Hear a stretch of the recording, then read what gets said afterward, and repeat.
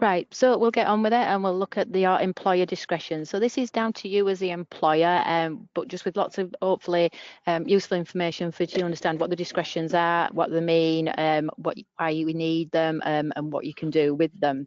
So under Regulation 60 of the Regulations 2013 and the Transitional Regulations 2014, employers are required to make and publish policy statements and how they will exercise, and there's just 5 specific mandatory discretions.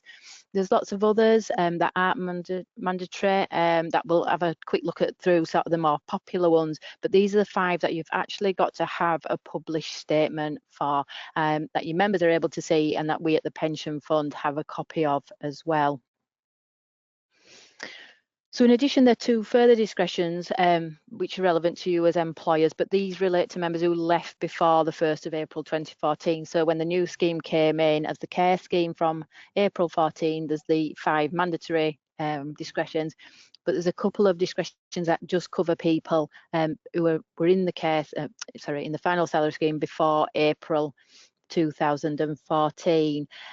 So these are in respect to members who left before April 2008 and 31st of March 2014, and leavers between 1998 and March 2008. And with each of the discretions, I'm going to go into a little bit more detail for them. We do have the discretions with the wording on our website, so it's there available for you to use. You don't have to think of your own discretionary wording. There's a standard document there that you can adopt as yours and use that. And we've had it looked into, so it covers all the discretions as they need covering.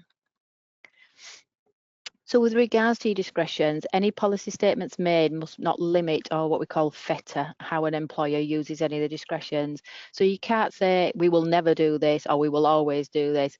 It's looking at each, and as we go through and you look at the wording and what's being put together, it's kind of looking at each case on its own merits, because there may be reasons why you would use it for one person and not another, and that's perfectly okay as long as you can prove why you did it for one person and not another. And again, as we go through, it's going to be your wording and how you deal with it. So fettering is, the case of just not saying you're never going to do it. I mean, you may have that policy in the background that you're thinking, we would not do it if it did this, but you've got to prove that you've looked at each case in its own merits and through a series of events. So the use of any discretion is likely to lead to immediate and potentially continuing increased pension costs for the employer, which could be considerable, depending on what it is that you're going to be awarding. And as I say, as we go through, explain a little bit more about them.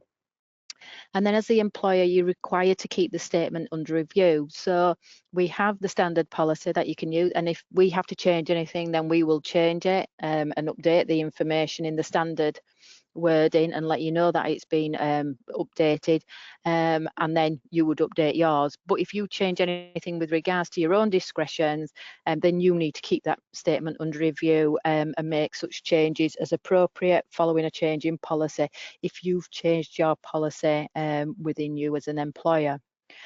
Following any changes, you must publish the revised policy to your members. The policy has to be available to your members anyway, so you need to have it on an intranet site. Occasionally, it would have been before this, you may have put it in a staff room or a room where people use, as long as it was available and able to be seen, depending on the size of you as an employer and how many members. If you've only got a few members, then it may be that you did just handed it out or emailed it. If you're a much bigger employer, you've got intranet sites and things like that, then you can put it on there as long as your members are aware where they can go to find the published policy. So if they do want to look at any of these discretions, they can do. And if you do make any changes, the revised policy to the members, you've got to publish it to them and let them know there's a revised policy and send a copy to the administrative authority within 1 month of the date the policy is revised. So the mandatory discretions are those that require a written policy. However, there are further discretions under these regulations that you may wish to have a policy on. And again, and these are non-mandatory discretions, and we'll look at these later. And we're not going to look at all of them because there is quite a lot of them. We're just going to look at a few specific ones and the ones that are more common. As I say, we've issued a discretion statement to assist you as scheme employers. You can base your policy statement on the word in this document, and it can be found on the employer's website in the help centre. If you do decide to write your discretions yourself, you may wish to seek legal advice on whether the discretion is being fettered or not. We've gone through all that policy, so our standard wording is there to help you because it doesn't fetter the discretions. But if you feel that you want to do your own wording, then that's great. You've just got to make sure that it's, as I say, it's doesn't fetter and it's not going to do anything that it shouldn't be doing in the view of the discretions. So the specific discretions that you have to have a written policy on under the regulations is shared cost additional pension contributions, awarding additional pension, flexible retirement, waiving actuarial reductions and switching on the 85-year rule. And as I say, there's the further two discretions under the 1997 and 2007 regulations, which is with regards to early payment of deferred pensions for members who left before the 1st of April 14, or early payment of deferred pensions for members who left before the 1st of April 2014 and have ceased to be entitled to a Tier 3 ill health benefit.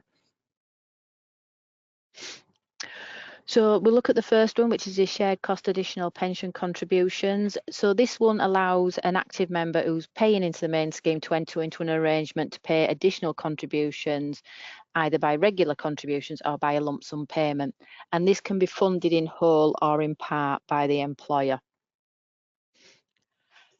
The wording on our standard discretionary policy is that the employer does not consider contributions towards an additional pension contribution to be an essential part of its employment strategy. What you've got to, as we have previously said as well, is that generally anything that you're going to do with regards to discretions is going to cost you extra.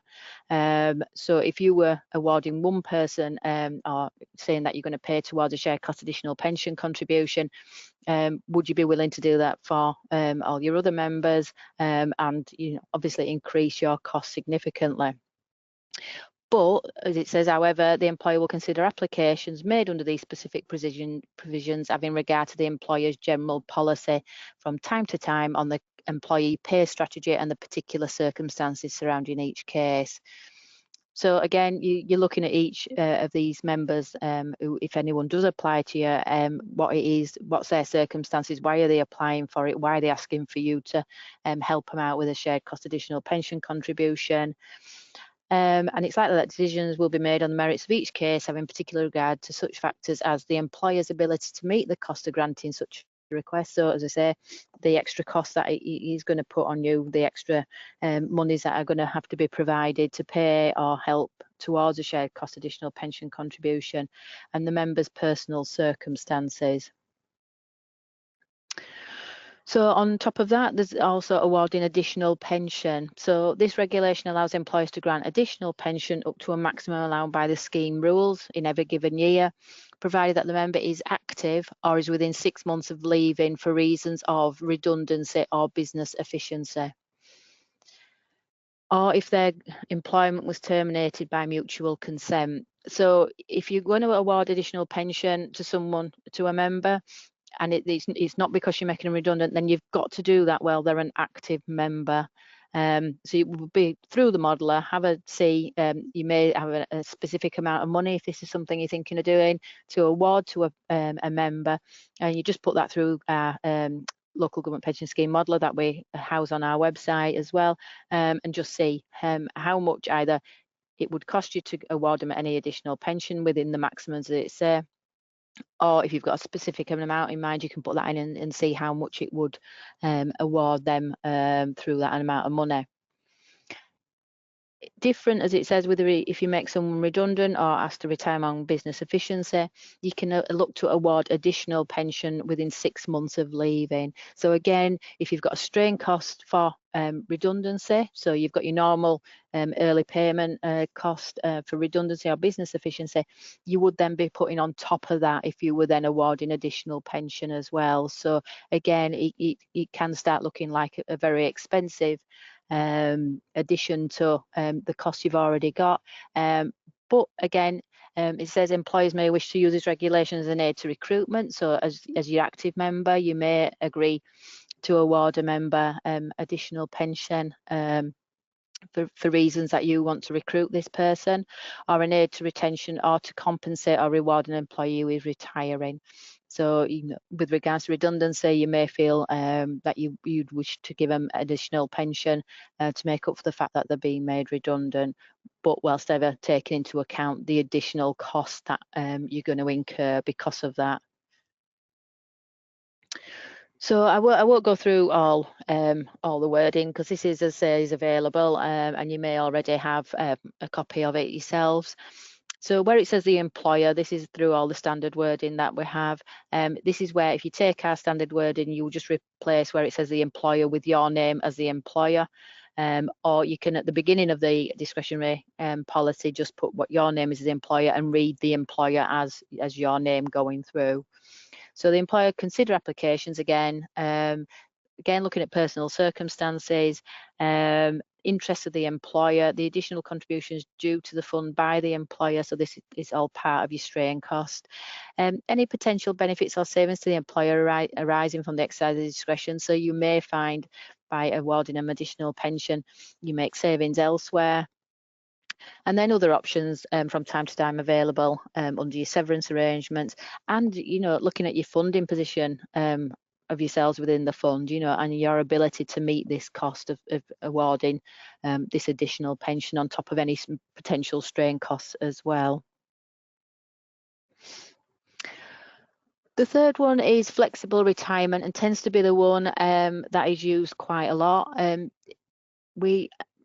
In theory, if you've not got a policy in place, we're not really supposed to provide flexible retirement policies unless you've got the policy in place. That it does stipulate that employers should have a discretion restatement that they have published to their membership and to ourselves. We are due to do an exercise sometime this year to all employers one, for them to relook at any any discretionary statement that they've got, or to get a discretionary statement into place. It is important, and it sets out how we are going to deal with members as well. So if they are coming to you and asking you to apply these discretions, have you got a policy that you can show them, you can look at, you can refer them to? So this provision in regulations allows an employer to consent for a member who has attained the age of 55 to draw all or part of their retirement benefits, both pension and lump sum, while continuing employment and fund membership, provided that there's been a reduction in hours. So they've either got to reduce their hours or reduce the grade. They don't have to do both, it's one or the other. The thing about the regulations is that it doesn't stipulate how much a member has to reduce their hours by. So I know some employers would stipulate how much the reduction has to be. Because basically a member could just come and say, I want to reduce my hours by an hour. As long as there's a reduction, the regulations don't stipulate that it has to be any more than that. So if you're happy with that, you say, yep, that's our policy, that's fine, you can reduce them by whatever you want. So within the flexible retirement policy, you may wish to add additional information. One of our local authorities, they stipulate that you've got to reduce your hours by at least 10%. So it's you've got to they've got that in place. That is what you have to do. So you would have to make sure that if you were thinking of flexible retirement as a member, that you can reduce your hours by that, and and maintain working that job in those hours, and you've set the policy, you've already set what you would expect a member to do. And employers can choose to waive any reductions that apply under Regulation 30, which is further on. So with regards to flexible retirement, again, you're just going to consider applications made under this regulation, having regard to the particular circumstances. Decisions you're going to be looking at is the operating requirements of the employing department. You know, someone might come to you and say that they want to reduce their hours, but you actually couldn't maintain their post on those reduced hours. There is going to be an additional cost in a lot of circumstances, so the employer's ability to meet that cost, whether there's actually any demonstrable cost saving in excess of the potential savings available. So if they did reduce their hours and you weren't paying them as much, you know, is that giving you a cost saving? You know, also retaining people who've got lots of experience. So instead of just having to retire and you're losing all that experience that someone's bringing to that job, you're getting that experience still, and they're accessing the pension, which is something that they're wanting to do. You know, again, members' personal circumstances, they may be looking at flexible retirement as a work-life balance, so you could take that into account, and whether to permit the member to choose to draw all, part, or none of the pension benefits they have built up after the 1st of April 2008, and you need to be specific in your flexible retirement policy on your position on this. So members prior to who've got membership prior to April 2008 have to take the full pension and tax-free lump sum associated with that, but any time after 1st of April 2008 they can draw all, some, or none of that post April 2008 pension and tax-free lump sum. So another thing that you can do, so number 4, waiving actuarial reductions. Your employer may waive the actuarial reductions applied to a member's benefits. So this is where someone may decide to retire on age, which doesn't need your consent, but they may ask if you would waive the actuarial reductions that they will be applying to their benefits, because in a lot of cases it can be a significant amount. That again is part of one of your discretions, and again, if you're going to start waiving any reductions to a member's benefits where at age, if they had the reductions applied, there'd be no cost to you. You start waiving the actuarial reductions, and in effect you're putting yourself back to a position where the member has no reduction to their benefits, but we still have a cost for that early retirement, so that cost is then borne by yourselves. So again, it's a discretion, so you don't have to do it, but it is something you can do if again you felt it was necessary, or if you're looking at applications made under this regulation, you know, again, looking at the member's personal circumstances, they may need to retire early, but are asking you if you would waive the reduction so their benefits are not heavily reduced. So again, you're looking at whether there's any demonstrable cost saving, your ability as the employer again to meet the cost of granting such a request. And then you're looking if for service before 1st of April 14 on the grounds of compassion, if the employer's sole opinion there's special extenuating circumstances surrounding the application, along with supporting evidence provided justify approval, and can you meet the cost. There is no what compassion is within the regulations. That is up to you as the employer, for you to determine whether someone applying for it on compassion grounds, what that compassion would be. So again, you may wish to have some kind of policy around this where you could have some circumstances where you would look at it on the grounds of compassion. And then there's a switching on the 85-year rule. So the employer can decide to switch on the 85-year rule if you're not too sure as an employer, because you've not kind of heard of this phrase before. It's just a way of bringing into play a protection for some members where again the benefits wouldn't be as reduced as much as there would be. So again, as the employer, you'll be responsible for meeting any strain costs relating to benefits paid before age 60. And if you don't switch it on, the members' benefits will be reduced to age 60 or the date they meet the 85-year rule if later. So again, it's just all around kind of making the members' benefits better or with less reduction, with you as the employer taking on the cost if you make any of these decisions. So again, you're going to consider applications made under the regulation with regards to particular circumstances.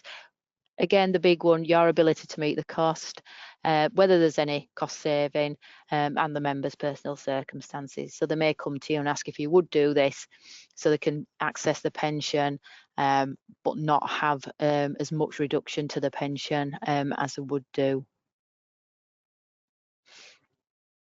So the other two mandatory ones, in as much as that's the 5 mandatory ones, and then the additional 2 for members who left before 2014.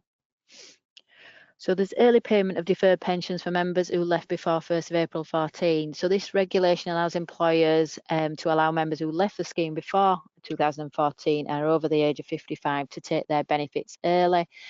Again, employers can waive any reduction to benefits paid under that regulation on compassionate grounds. And additionally, employers may elect to switch on the 85-year rule where a member's taken voluntary early payment of deferred benefits from age 55. And again, with all these, it's very much the same wording. It's your ability to meet it, the member's personal circumstances, and do you want to do that? Do you consider that something you would want to do? And then this is where someone's been on a tier 3 ill health benefit, which has then deferred because they've come to the end of that payment of that ill health benefit. Again, it allows you to permit members who've ceased to waive any reduction to benefits paid under regulation on compassionate grounds, or alternatively, you may switch on this rule of 85. And again, very much the same wording. You're just going to be looking at each case in its own merits, your ability to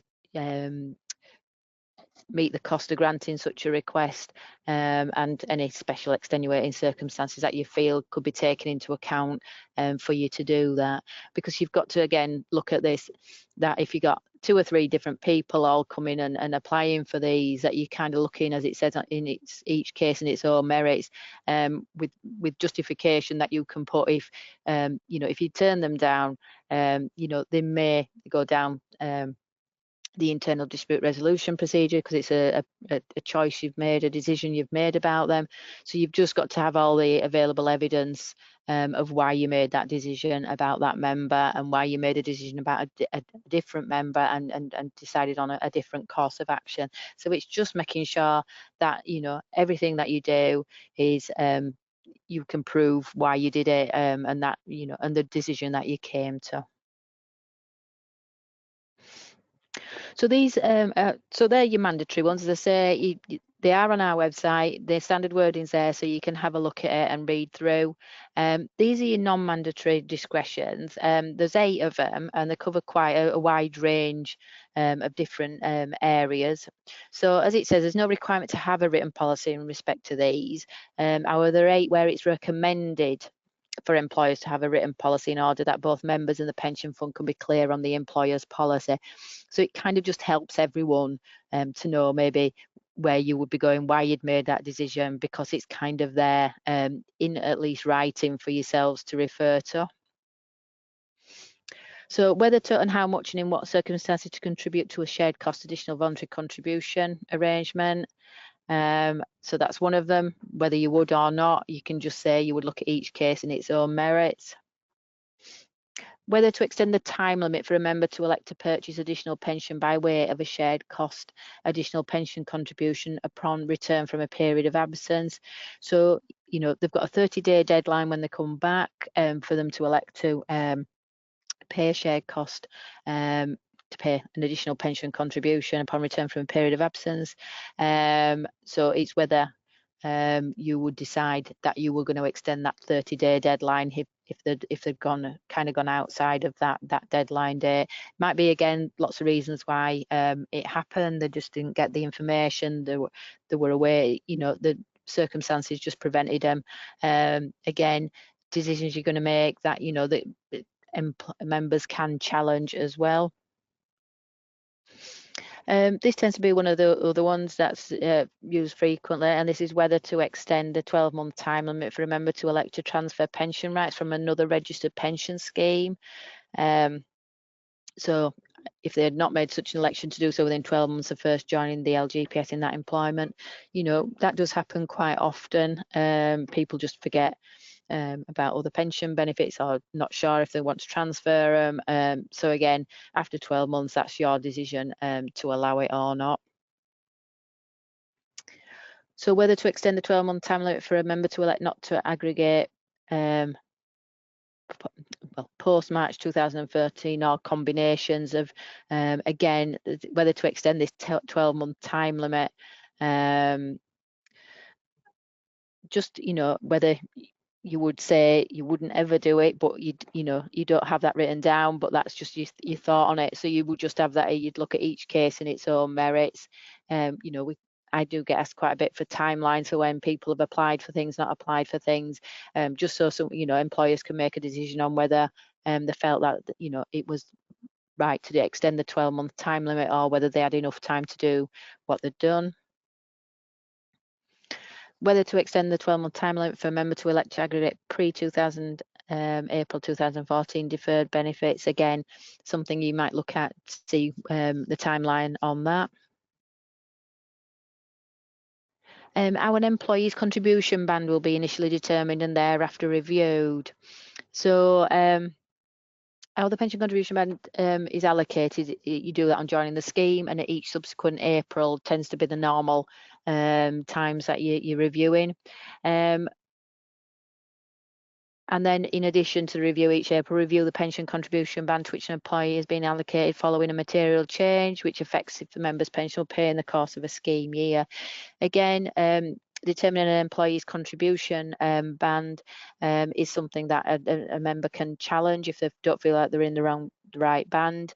But again, around this is how often are you going to reassess it. So a lot of employers just do it every April, and when there's been a material change. Some employers do it every month, depending on how their payroll runs, and if it can do that. So again, it's just worth having a policy.